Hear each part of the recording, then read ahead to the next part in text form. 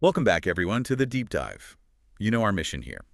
We take these really complex philosophical texts, mountains of research sometimes, and we try to boil them down, extract the core ideas, basically give you a shortcut to being genuinely well-informed on some pretty dense topics.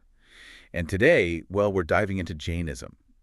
Now, I think for a lot of people, when you hear Jainism, you immediately think of, the ethics, Right. especially that intense commitment to nonviolence, Ahisa. Right. That's often the main association. Exactly. But what we want to explore today is the really profound and intricate system of knowledge, epistemology, and metaphysics that actually underpins those ethics. It's not just rules. There's a whole worldview. That's spot on. You can't really understand the ethical rigor, that deep commitment to nonviolence, without grasping the sophisticated logic behind it, how they view reality, how they think we as, limited beings can even know anything about it. It's a complete system then. Oh, absolutely. The metaphysics, the epistemology, the ethics, they're all tightly interwoven. You pull one thread and the whole fabric makes sense. Okay, so let's start basic.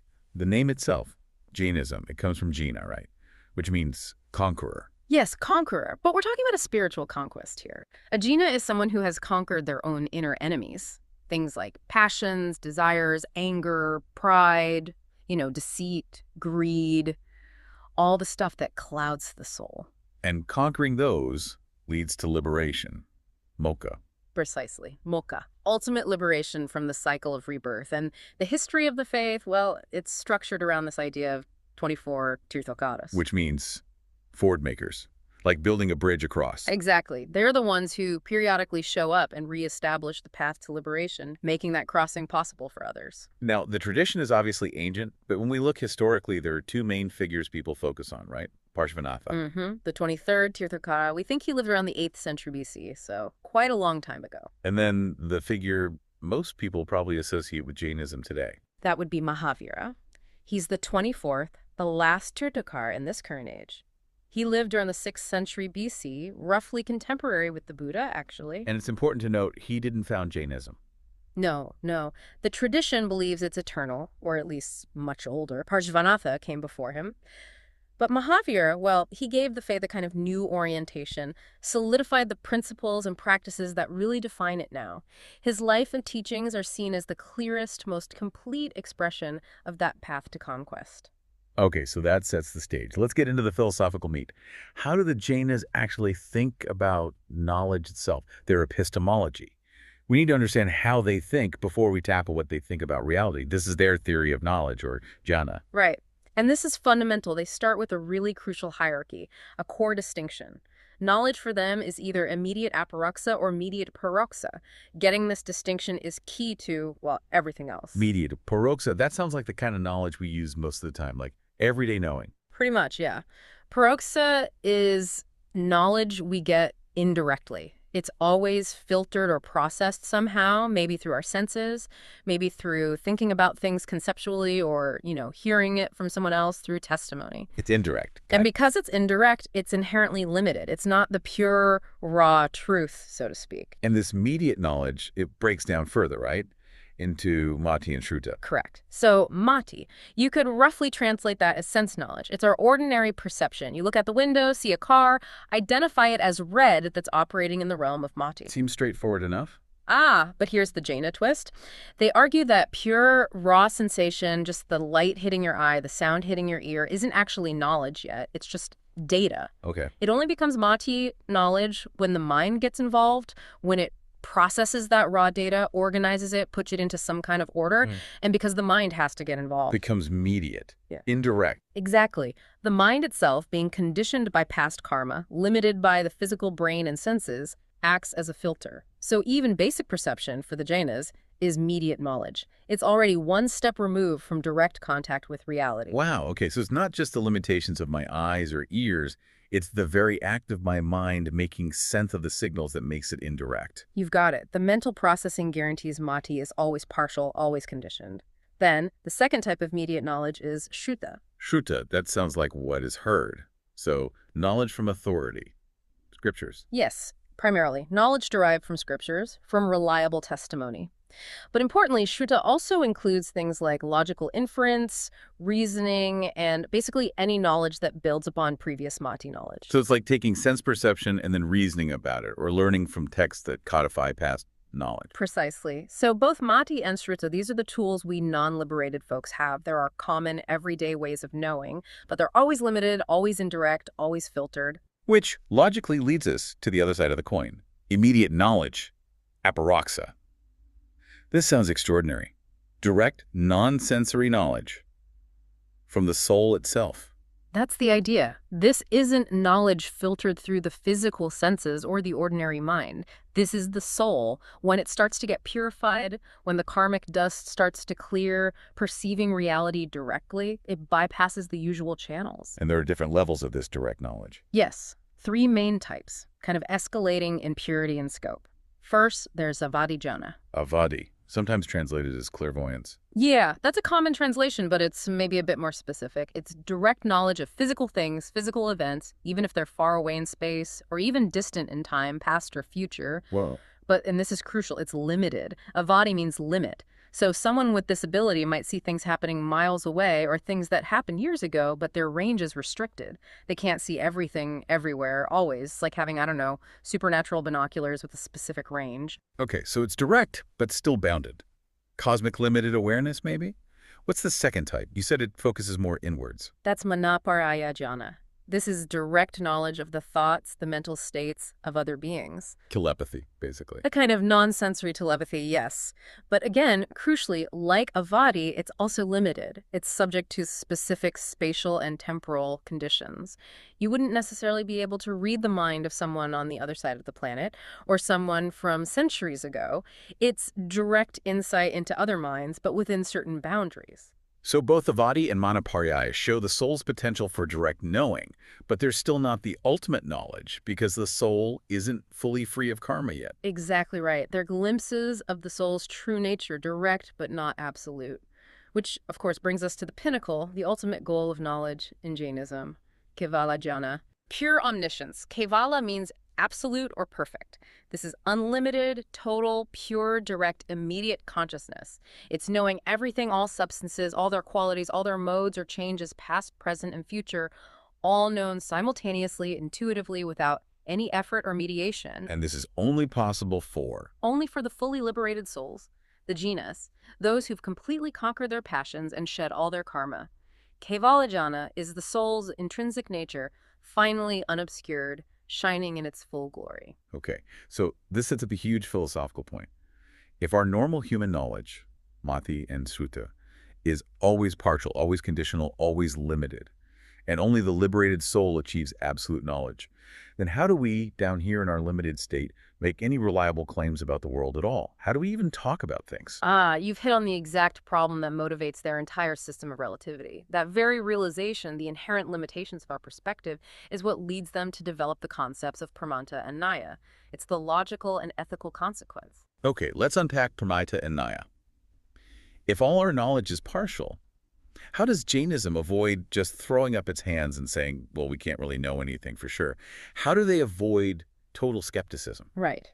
Well, pramata technically is defined as the perfect, complete knowledge of a thing as a whole, which, as we just established, only a jina with Kevala Jnana truly possesses. So that's the gold standard, but unattainable for us. Exactly. So what we operate with are nayas. A naya means a standpoint, a particular perspective, a specific angle from which we view something and make a statement about it. Since reality, as they see it, has countless characteristics. Any statement we make can only ever capture one aspect, one standpoint. Precisely. Every judgment we make, every description we offer from our limited human viewpoint is necessarily just a naya, a partial truth. Okay, so let's take an example.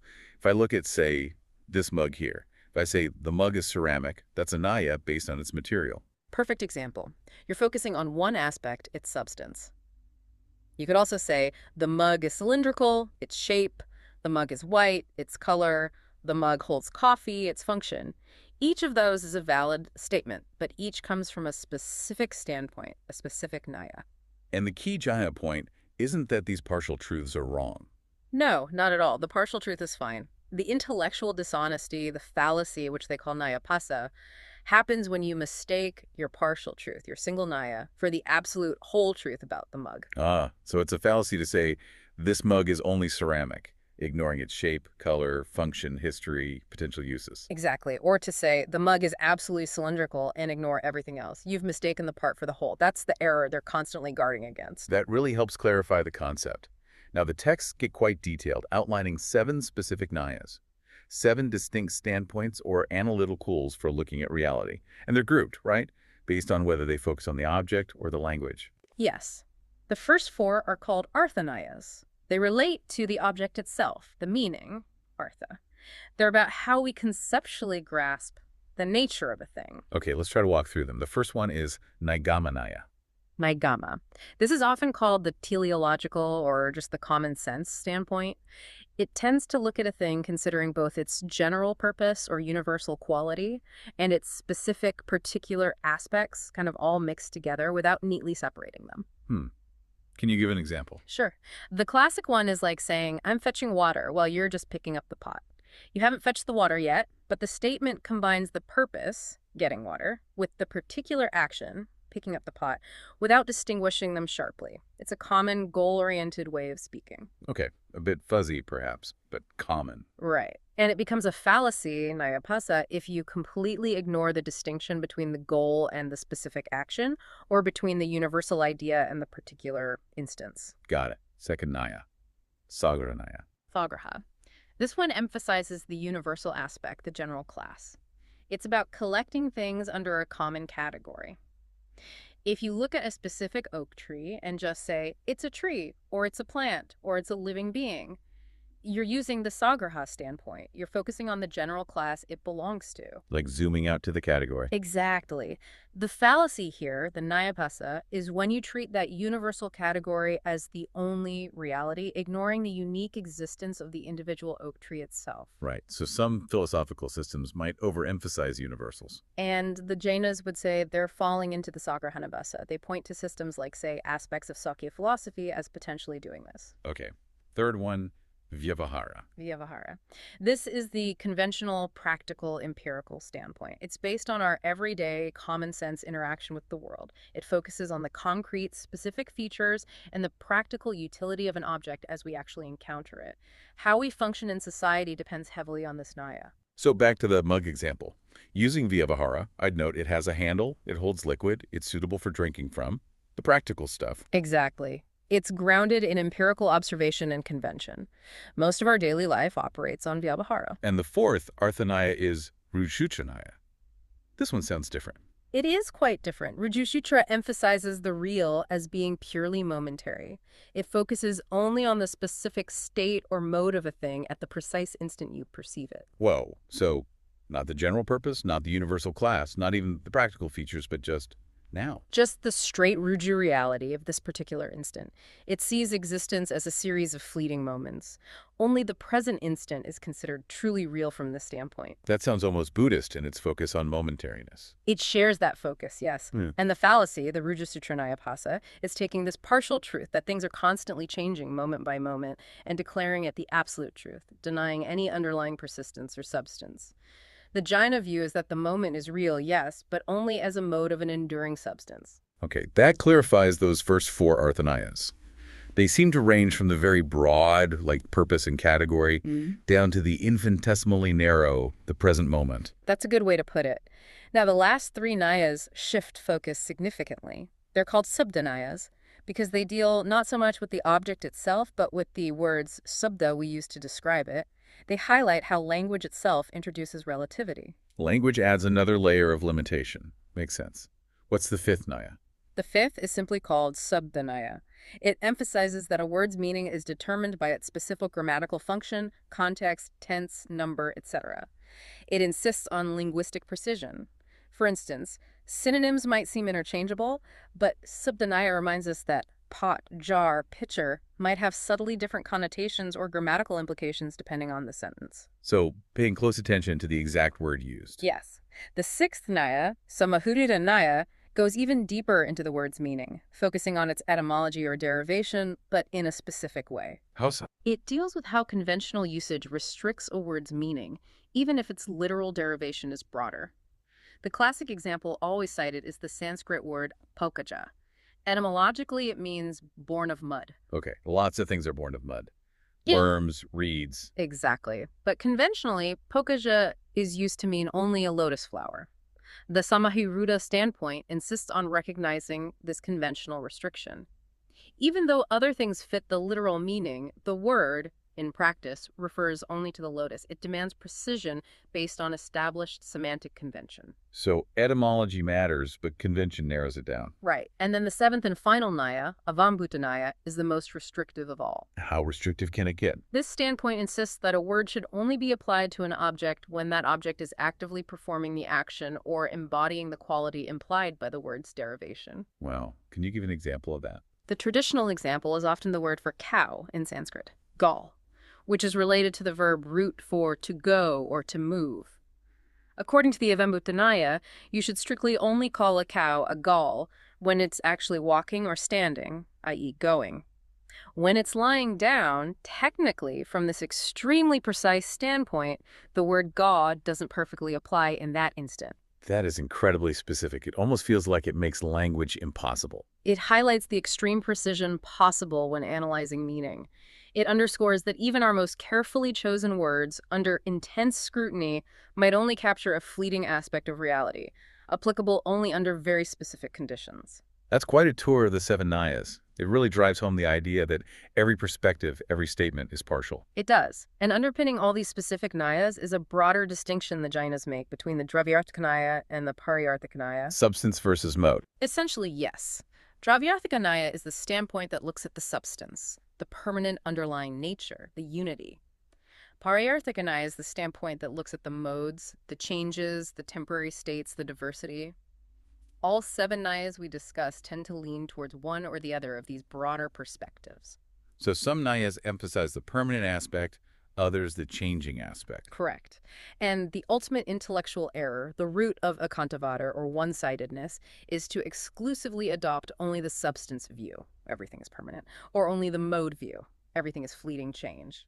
The truth, for Jainism, must somehow encompass both the permanence of substance and the flux of modes. Exactly. And that commitment to embracing both sides simultaneously is the foundation of their metaphysics. Right. So let's make that transition. We've talked about how they think we know things, epistemology Nayas.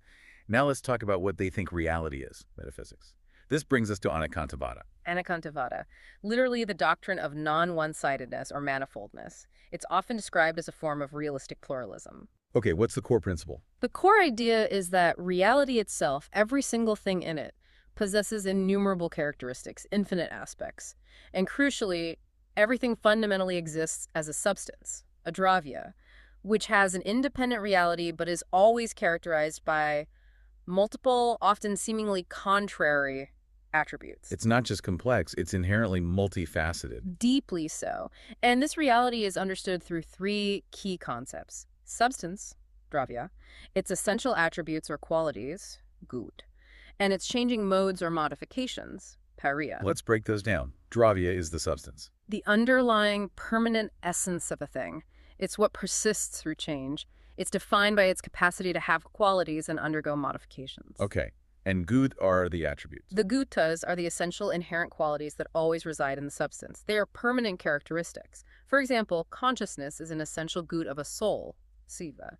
Stickiness might be considered an essential gut of water. And pariya are the modes. The pariyas are the changing accidental states or modifications that the substance undergoes. These appear and disappear. So for a soul, feelings like joy or sorrow or specific thoughts are pariyas. For a piece of clay being shaped into a pot, then a plate, then back to a lump, those are its pariyas. And you can't really separate these in reality. Never. The substance, dravya, only exists with its qualities, gut, and through its modes, pariya. They are different conceptually, but unified in the actual object. Think of gold again. The goldness substance always has yellowness, heaviness qualities, and exists in some form, a nugget, a ring, a coin, modes. And this substance is defined by three simultaneous processes: origination, destruction, permanence. Utpada via dravya. Yes, this is a really radical and important part of Anekantavada. For anything to truly exist, it must simultaneously involve origination, utpada, a new mode coming into being, destruction, via the old mode passing away, and permanence, Dravya, the underlying substance enduring through the change. So when the gold ring is melted down and made into a chain, The substance, the gold Dravya, remains permanent. The mode of ring is destroyed, Vyaya, and the mode of chain originates, Utpada. All three happen together. If there is only destruction, the gold would vanish. If only origination, something new would pop out of nothing. If only permanence, nothing would ever change. Existence requires this dynamic interplay. that's what you referred to earlier as unity and difference. The substance provides the unity, the permanence, while the modes provide the difference, the change. Precisely. And holding this view allows Jainism to critique what it sees as philosophical extremes or ekantavada, one-sided doctrines. Like the examples you mentioned before. Exactly.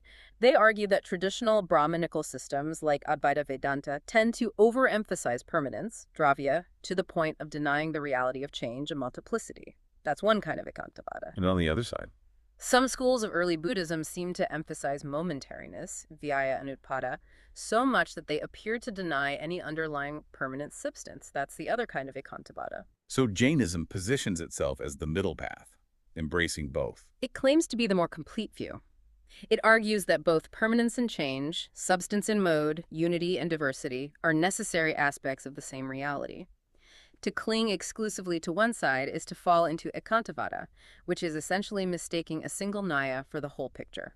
Anekantavada is the metaphysical claim that reality is this complex tapestry incorporating all these seemingly opposed partial truths. Okay, so Anekantavada describes this multifaceted reality. Now, how does this translate into how we talk about this reality? This must be where Shaivata comes in. Exactly. If Anekantavada is the metaphysics, what reality is, complex, manifold, then Saidvada is the logic or epistemology, how we must speak about that reality. It's the theory of conditional predication. And its practical application is that sevenfold judgment system, the Saptabhanganaya. Correct. Syadvada is probably Jainism's most famous and perhaps most misunderstood contribution to logic. The crucial word here is sat. Which literally means perhaps or maybe. It can mean that in ordinary Sanskrit, yes. And that's why critics jumped on it, accusing Jainism of being just wishy-washy skepticism. Well, maybe the pot exists, maybe it doesn't. But that's not the philosophical meaning here. No. In the context of Syadvada, Siyat functions as a logical qualifier, meaning, relatively speaking, from a certain point of view, somehow, or conditionally. It's not expressing doubt. It's expressing the inherent conditionality of the judgment being made. It must precede every statement we make about reality. Why is it mandatory? Because of Anekantavada. If reality itself has infinite aspects, if a substance is simultaneously permanent as substance and changing as mode, if it's real in its own form and unreal as other forms, then how can any single unqualified absolute statement possibly capture that complexity? It can't. An absolute statement would inevitably ignore countless other aspects. Precisely. If I just say, this table exists, period, that's misleading according to Saidvada. I need to qualify it. Side asting. Relatively, the table exists, i.e. relative to its own matter, its current location, its form. But I also have to be able to say, side nasti, relatively, the table does not exist, i.e. it doesn't exist as the chair, it doesn't exist as atoms scattered across the room, it doesn't exist in the future when it's broken. Making an absolute claim of existence or non-existence is ignoring the necessary standpoint. Yes. It's committing an ekantavada fallacy in language. Saidvada forces us to acknowledge the standpoint. This is where the classic analogy comes in handy, isn't it? The blind man and the elephant. It's the perfect illustration, really. You remember the story. Several blind men touch different parts of an elephant. One feels the leg and says, an elephant is like a pillar. Another feels the trunk. No, it's like a snake. The ear feels like a fan. The side like a wall. Exactly. Each man is correctly reporting his own partial experience. His statement, from his standpoint, Naya, is true. The leg is like a pillar, relatively speaking. The trunk is like a snake, relatively speaking. But the conflict arises because each insists his partial truth is the whole truth about the elephant. Right. They mistake their Naya for the Prama. Shadvada is the framework that allows us to say, yes, Syat, the elephant, is like a pillar from the standpoint of the leg, and Set, it's like a snake from the standpoint of the trunk, and Set, it's like a fan from the standpoint of the ear. It holds all these conditional truths together without contradiction because the conditions, the standpoints, are different. Okay, that makes the principle very clear. Now let's tackle the 7 forms of judgment themselves, the Saptabhangi. They seem to be built by combining 3 basic assertions: existence, asti, non-existence, nasti, and indescribability of activiam. That's right. The first three forms deal with assertion and negation from distinct viewpoints. 1. Satasti. Relatively, the thing is real. Example. Relatively, the pot exists in terms of its own clay, shape, time, place. 2. Satnasti. Relatively, the thing is unreal. Example. Relatively, the pot does not exist in terms of being made of cloth or existing in a different place or time. 3. Sadatasti. Relatively, the thing is both real and unreal. This is asserting both the first two, but sequentially, or from two different standpoints considered together. Example. Relatively, the pot is real as clay, but unreal as, say, a future pile of shards. Okay, those first three seem manageable because we're always keeping the different standpoints nigh us in mind. It's the fourth one where things get really tricky, with indescribability. Ah, yes. Relatively, the thing is indescribable. This is the logical crux.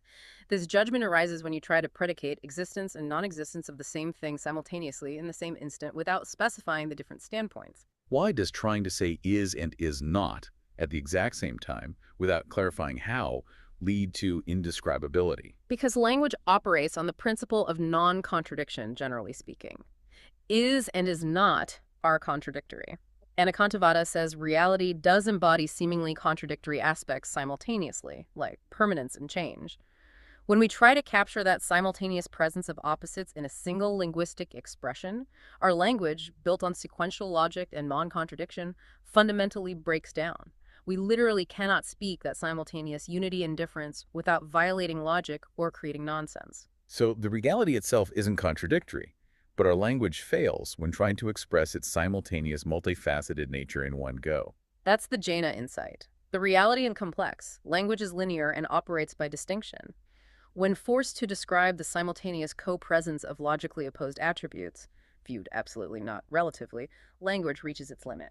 The state is avaktavam, unspeakable, indescribable. That's a really profound point about the limits of language itself when confronting the complexity of being. It really is. And once you grasp this fourth form, the recognition of indescribability when attempting simultaneous absolute predication, the remaining three forms of the Saptabhanga are just logical combinations. 5. Shatastita avaktavyam. Relatively, the thing is real and it is indescribable. Combines the first form with the fourth. We affirm its relative reality, but acknowledge the full picture is beyond words. 6. Shatansticha avaktavya. Relatively, the thing is unreal, and it is indescribable. Combines the second form with the fourth. We affirm its relative unreality, but again, the totality is unspeakable. 7.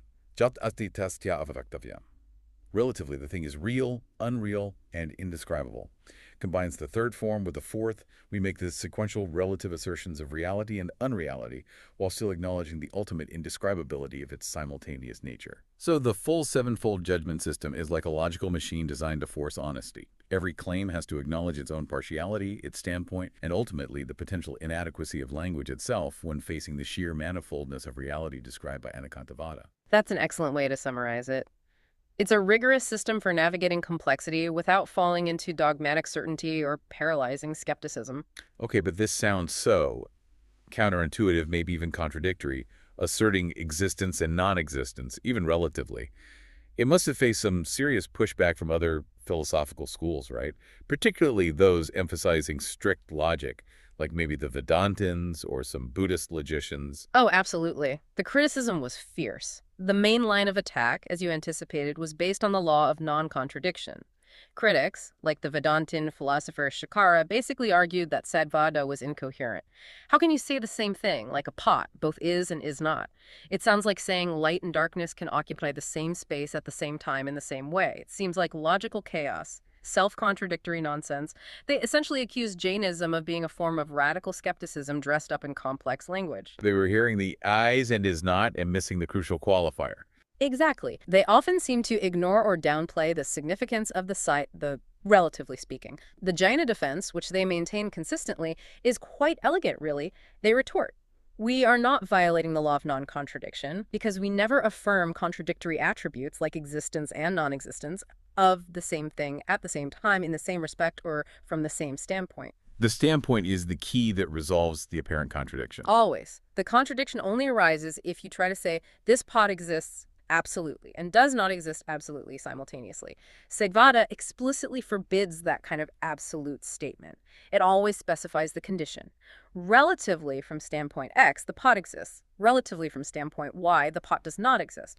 As long as the standpoints X and Y are different, referring to its own substance versus another substance or its present form versus a past form, there is no logical contradiction at all. So the Jaina counterargument is that the critics are attacking a straw man by removing the conditional site and the implied shift in standpoint. Pretty much. They argued that Syedvada isn't skepticism. It's a more sophisticated realism, one that acknowledges the complexity that simpler, one-sided Akantavada views miss. Okay, but here's another potential philosophical knot. The sources mention this. If Syedvada insists that all our human judgments are relative, conditional, partial, doesn't that apply to the theory of Syedvada itself? If the theory is also just relative, doesn't it kind of undermine its own claim to truth? Ah, that's a very sharp point and a classic philosophical challenge to any thoroughgoing relativism. Yes, if everything is relative, then the statement everything is relative must also be relative, which seems self-defeating. So how do the Jainas handle that? Does their system collapse? Well, this is where that ultimate knowledge, Kevalajana, becomes philosophically essential, not just soteriologically. While Jainism fiercely defends the relativity of all ordinary human judgments, Mati and Shruta-based, the entire system implicitly rests upon or points towards an underlying absolute reality which is known directly and perfectly by the omniscient Kevalajani. So the relative truths are only meaningful because they are partial reflections of, or grounded in, a non-relative absolute truth. That seems to be the implication. The system needs an anchor. Kevalajanana serves as that ultimate, unconditioned perspective in which all the relative nayas find their place and are reconciled. So, paradoxically, to uphold the relativity of human knowledge, Nisadvada, Jainism needs to posit an absolute knowing, Kevalajana, as the final guarantor of reality. Wow. So they reject absolute claims in our language, but ultimately depend on an absolute state of reality and knowledge. It's a complex interplay. They see the empirical relative world and the transcendental absolute state not as radically separate, but as interconnected aspects of the total reality. You need to understand the limits of the relative to strive for the absolute, and the existence of the absolute gives meaning to the relative viewpoints. Okay, that philosophical grounding is crucial. Let's now try to populate this relative manifold reality. What are the actual constituents of the universe according to Jainism? If everything is a substance, Dravya, undergoing change, what kinds of substances are there? Right, let's map out their cosmos. Based on that principle of substance being defined by production, utpada, destruction, vyaya, and permanence, Dravya, the Jainas divide the entire universe into two fundamental, coexisting, uncreated, and eternal categories. Two main types of stuff. Exactly. You have jiva, which is conscious spirit, and ajiva, which is unconscious non-spirit. That's the basic dualism at the heart of their realism. Everything falls into one of these two camps. Okay, let's start with jiva, the conscious spirit or soul. What's its nature? Jivas are the conscious entities, the knowers, the agents, the experiencers of pleasure and pain. Fundamentally, all jivas are qualitatively alike. Their intrinsic nature, when unobscured, is what they call the anantakatuya, the four infinities: infinite knowledge, infinite perception, infinite bliss, and infinite power. So inherently, every soul is potentially divine, potentially omniscient. Potentially, yes. However, while qualitatively alike in their essence, jivas are quantitatively different. They exist in countless numbers, and they vary immensely in their current state of development or purity. They range from the souls and the simplest one-sensed beings like microbes or earth bodies, up through plants, insects, animals, humans, celestial beings, all the way to the fully liberated siddhas. And the differences we observe in consciousness, like between a worm and a human, are due to Karma. The degree of consciousness manifested by a soul is directly related to how much its innate, infinite qualities are obscured by layers of accumulated karmic matter, pugalala. The more karma, the dimmer the light of consciousness shines through. And the soul isn't just a point. It fills the body. Yes, that's a distinctive Jaina view. The soul is coextensive with the body it inhabits. Like light filling a room, the soul pervades the entire physical form, contracting or expanding as needed if it migrates to a smaller or larger body in reincarnation. Okay, that covers the jiva. Now, what about the other side, ajiva, the unconscious non-spirit? You said there are 5 categories here? 5 distinct types of unconscious substances, yes. These make up the non-living framework of the universe. What's the first one? The first, and in many ways the most important for the process of bondage, is pudgala. This is matter. Actual physical stuff. Yes, Pudgala is the only ajiva substance that has sensory qualities color, taste, smell, and touch. It's composed of indivisible atoms, pramota, which can combine to form aggregates, sanya. It's characterized by integration, atoms combining, and disintegration, aggregates breaking apart. Crucially, it's the subtle form of Pudgala that constitutes karmic matter, which binds to the soul. Okay, so Pudgala is a matter, including karma. What are the other four ajiva substances? They sound more abstract. They are more like principles or mediums, but still considered real, distinct substances. Second, you have dharma. Not duty or religion here. No, a different technical meaning. Here, dharma is the principle of motion. It doesn't cause motion, but it's the necessary medium or condition for motion to occur for both souls, jiva, and matter, pudgala. The classic analogy is water for a fish. The fish swims by its own effort, but it needs the water as the medium to enable its movement. Dharma pervades the cosmos where movement is possible. Okay, a passive condition for movement. And the third must be its opposite. Exactly. Third is dharma, the principle of rest. Again, it doesn't force things to be still, but it's the necessary medium or passive condition that allows souls and matter to cease moving and remain at rest. Like the shade of a tree allows a traveler to rest. The shade doesn't make them rest, but enables it. Adharma also pervades the cosmos alongside dharma. Motion and rest as underlying supportive substances. Interesting. Fourth is akasha, which is space. Simple enough, its function is to provide accommodation, to give room for all the other substances, jiva, pudgala, dharma, adharma, and time to exist. It's considered infinite and eternal. The container, essentially. Yeah. And the fifth and final ajiva. Fifth is kala, which is time. Time is the substance that assists other substances in undergoing modifications, changes, duration. It's what accounts for newness and oldness. The Jaina view of time is complex, sometimes seen as composed of indivisible moments, samaya, and sometimes discussed in terms of conventional extended duration, but it's considered a real dravya. So the Jaina universe is built from these six fundamental substances. One conscious, jiva, and five unconscious, pudgala, dharma, adharma, akasha, kala, all interacting within the framework provided by space and time, enabled by the principles of motion and rest. That's the picture, a pluralistic reality composed of distinct eternal substances. Which brings us back to the core drama of Jainism. If the soul, the jiva, is intrinsically pure, conscious, blissful, powerful, how does it get entangled with this unconscious stuff, pudgala, and become bound in the cycle of suffering and rebirth? What causes the bondage? Bondage, fundamentally, stems from the soul's own internal impurities. It starts with ignorance, mithyatva, a wrong attitude or deluded worldview, not understanding the true nature of reality and the self. This leads to delusion, maya, and critically, the arising of passions, the kayas. The kayas, you mentioned them earlier: anger, pride, deceit, greed. Those are the four main ones. These intense emotional states, fueled by ignorance, make the soul sticky, vibrationally agitated. This agitation acts like a magnet, drawing in fine particles of karmic matter, that subtle pudgala, which are floating everywhere in the cosmos. So our own negative thoughts and emotions attract the stuff that binds us. Precisely. The intention and emotional state behind an action are paramount. This process of karma flowing towards and sticking to the soul is central to understanding liberation. Okay, let's trace that process. There are specific terms for the stages, right? Like a flow. Yes, it's often visualized as managing a flow of water into a boat. The first stage is asrava. This is the influx, the actual flowing in of karmic particles towards the soul, triggered by the activities of mind, speech, and body when motivated by ignorance and passion. The door is open and the karma is heading in. Right. The second stage is bandha. This is the bondage itself, when those karmic particles actually bind to the soul, sticking to it, obscuring its natural qualities. Think of it like sticky mud clinging to a bright gem. This isn't just metaphorical. They consider it a real mixing of subtle matter with the spiritual substance of the soul. Okay, that's the problem. Inflow and binding.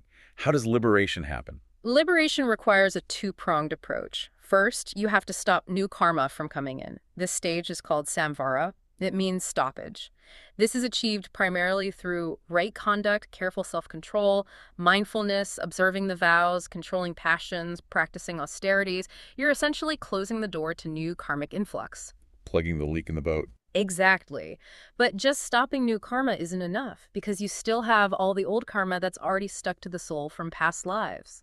So the next crucial stage is nirjara, Which means? wearing out or dissociation. Nirjara is the active process of shedding or exhausting the karma that's already bound to the soul. This is accelerated through practices like fasting, penance, meditation, enduring hardships willingly, things that burn off the accumulated karmic baggage. So Samvara stops the inflow, Nirjara cleans out the old stuff. Correct. And when, through diligent practice of both Samvara and Nirjara, all the karma is finally removed, completely dissolved. That's moksha, liberation. That's moksha. The soul, now totally free from karmic obstruction, regains its intrinsic, infinite nature, the Anantakatua, infinite knowledge, perception, bliss, power. It's freed from the cycle of birth and death, Sasara, and according to tradition, ascends to the very top of the universe, a place called the Siddhahila, where it resides eternally in its pure, perfected state. And the way to achieve this whole process, stopping the influx, burning the old karma, is laid out by the Tirthankars. Yes, the path they teach is summarized as the three jewels, the Triratna. These are the essential components for achieving liberation, and they have to be cultivated together. What are the three jewels? First is right faith, Samyak Darshana. This means having a firm conviction in the truth of the Jaina teachings, belief in the Tirthankaras, and understanding the nature of reality as explained by Jainism, including the Jiva-Jiva distinction, karma, etc. It's the foundation. Faith comes first. Followed by right knowledge, Samyak Jnana. This is having a correct, detailed understanding of the Jaina doctrines and Ekantavada, Siddhvada, the nature of substances, the path itself. It's knowing what you believe and why. So faith needs to be informed by understanding. Exactly. And third, crucially, is right conduct, Samyak Charitra. This is living ethically according to the Jaina principles, putting the knowledge into practice. This is what directly leads to Samvara, stopping karma, and facilitates Nirjara, shedding karma. Faith, knowledge, and conduct. All three are necessary legs of the stool. Absolutely. They reinforce each other. Right faith gives motivation for right knowledge and conduct. Right knowledge clarifies what right faith and conduct entail, and right conduct purifies the soul, allowing fair knowledge to become deeper and more effective. You need all three working in harmony. And that right conduct is where we see the famous ethical practices of Jainism really come to the fore. Precisely. The ethical dimension is the practical application of the entire philosophical framework. Let's touch on those core ethics. The most rigorous form is the 5 great vows, the Mahavrata, right? These are for monks and nuns. Yes. The Mahavrata represent the highest level of ethical commitment, undertaken by those who have fully renounced worldly life. They are 1. Ahimsa, non-injury. This is paramount. It means avoiding harm to any living being, not just humans and animals, but traditionally extending even to microscopic life forms, plants, water bodies, etc., through thought, word, and deed. It requires extreme carefulness. 2. Satya, truthfulness. Speaking the truth, but always subordinate to ahimsa. You shouldn't tell a truth that would directly cause harm to an innocent being. 3. Asteya, non-stealing, not taking anything that hasn't been freely given. This includes not just physical objects, but also things like intellectual property or taking advantage of situations. 4. Brahmacharya, celibacy or continence. For monastics, this means complete abstinence from sexual activity in thought, word, and deed. 5. Aparigraha, non-possession or non-attachment, renouncing all possessions and, more importantly, the attachment to possessions, people, places, even one's own body. That is incredibly demanding. It sounds almost impossible for someone living a normal life in the world. It is extremely rigorous, intended for renunciates. That's why Jainism also provides a path for lay followers, householders. They follow what are called the small vows, or anuvrata. Anuvrata, these are modified versions. Yes, they are essentially diluted forms of the Mahavrata, adapted for lay life. For example, Leya Haisa means avoiding intentional violence and minimizing unavoidable harm, like in agriculture or self-defense. Leya Pargraha involves setting strict limits on one's wealth and possessions rather than total renunciation. Lay Brahmacharya means faithfulness within marriage. The Anuvrata provide a practical ethical framework for spiritual progress while still engaged in worldly life. So there's a path for everyone, but the level of rigor varies. One final point on the overall religious position. Jainism is considered Gnostica in Indian philosophy. Yes, in the specific sense of denying the ultimate authority of the Vedas, the core Hindu scriptures. Also, importantly, Jainism does not posit a creator god or a supreme being who intervenes in the world or grants liberation. Liberation depends entirely on individual effort. Purifying your own soul by understanding reality correctly, right knowledge, having faith in the path, right faith, and living ethically to stop and shed karma, right conduct. The Tirthankaras are guides and exemplars, perfected souls to be revered, but they don't grant salvation. It's entirely self-reliant. Okay. And briefly, within Jainism itself, there are major sects with some differences, particularly in practice. The Sufitambaras and Digambaras. That's the main division, yes. It dates back quite early. The Safunpara sect means white-clad. Their monks and nuns wear simple white robes. Generally, they are seen as slightly more moderate in some interpretations. For example, they believe women can attain liberation in their current lifetime, and that Mahavira's original canonical scriptures are largely preserved, though perhaps with some corruption. And the Digambara. Sky-clad. Yes, this sect represents the more austere, rigorous interpretation. Their highest level monks practice nudity, symbolizing complete detachment and non-possession, aparigraha. Philosophically, they maintain that the original canon of Mahavira's direct teachings, purvas, was lost long ago. And a key difference. They hold that women, due to societal constraints and inherent physical nature preventing absolute nudity and renunciation, cannot achieve moksha directly. They must be reborn as a man to attain final liberation. So, significant differences in practice and some doctrinal points, though the core philosophy of Anekantavada, Saidvada, karma, and the path generally remains shared. Broadly, yes. The foundational philosophical structure is common. All right. We've covered a huge amount of ground here. We went from the Jaina theory of knowledge, how we know anything, the limits of Mati and Sruta, the potential of Kevalajnana, through the metaphysics of Anekantavada, reality is manifold, the logic of Sadvada, conditional assertion, the structure of the cosmos, Jiva and Ajiva, the path of bondage and liberation, karma, mokana, and the ethical framework, vratas. It's a remarkably coherent and detailed system. The big takeaway seems to be this unwavering commitment to pluralistic realism. Anekantavada insists reality is complex and multifaceted. And Sadvada provides the intellectual toolkit for dealing with that complexity without resorting to dogmatism. If you connect it to the wider history of thought, Jainism's major contribution is arguably this theory that all viewpoints, Nyas, have a measure of truth, conditioned by their perspective, but that none hold the absolute truth short of omniscience. It fosters a kind of built-in intellectual tolerance. Yeah, it really values every perspective, even if partial. Rejecting a partial view just because it's partial is the big mistake, the Nyapasa. It's like you said before, with the jewel insisting the single facet you see is the whole stone. Jainism wants you to appreciate all the facets. Mm-hmm. Which leads us, I think, to a final thought for you, the listener, to maybe chew on. We talked about that fascinating tension. Jainism champions relativity, said Vada, in all human judgment, yet its entire system seems to ultimately rely on and point towards an absolute transcendental knowledge, kevalajnana, a state beyond relative predication, possibly even indescribable in our terms. Right. The relative needs the absolute as its anchor. So here's the question to ponder. If the ultimate truth, the state of liberation, is potentially beyond our relative concepts and language, what does that imply about the confidence we should place in our everyday relative truths? Our scientific models, our ethical convictions, our strongest beliefs, if they are all, in the Jaina sense, just Nyas, just partial perspectives, grounded in a reality that in its totality might be unspeakable, of Activyam. How firmly can we or should we hold on to them? Do we ever truly get outside the limitations of our standpoint?